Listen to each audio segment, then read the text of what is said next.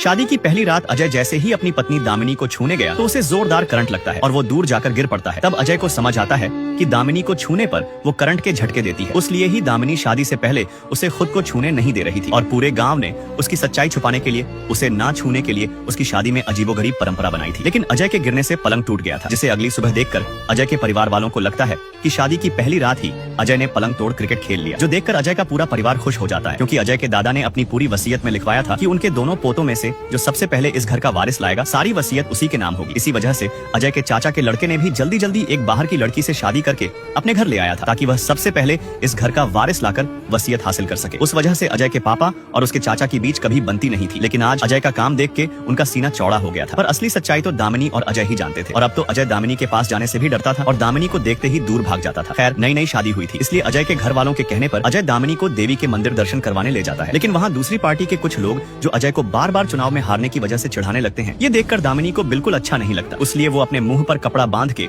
उनकी धुलाई कर देती है और उन सभी को जोरदार करंट के झटके दे देती है। और ये सब देख के अजय बहुत खुश होता है और उसे समझ आया कि दामिनी की करंट वाली पावर इतनी ज्यादा भी बुरी नहीं है। और उसी रात जब अजय अपनी माँ और चाची के हाथों में मेहंदी लगी होने की वजह से उन्हें खाना खिला रहा था, तभी वहाँ दामिनी भी पास आकर बैठ जाती है, जिसे देख अजय की माँ कहती है कि इसे भी एक दो निवाले अपने हाथों से खिला दे। लेकिन अजय करंट से डर रहा था, पर उसकी माँ के कहने पर वो डरते हुए दामिनी को खाना खिलाता है। लेकिन इस बार उसे बिल्कुल भी करंट नहीं लगता। ये देखकर अजय को लगता है कि शायद आज गुंडों की धुलाई करने की वजह से उसकी बीवी की बैटरी पूरी तरह डिस्चार्ज हो गई है। इसलिए रात को अजय फिर से रोमांटिक मूड में दामिनी के करीब जाने लगता है। लेकिन एक बार फिर उसे जोरदार करंट लगता है और उसकी हालत खराब हो जाती है। तब से अजय ठान लेता है कि वो अपनी बीवी से दूर ही रहेगा। आखिर दामिनी को छूने पर कभी करंट लगता है और कभी बिल्कुल नहीं लगता। इस रहस्य का सच जानने के लिए कमेंट में नेक्स्ट पार्ट लिख दो।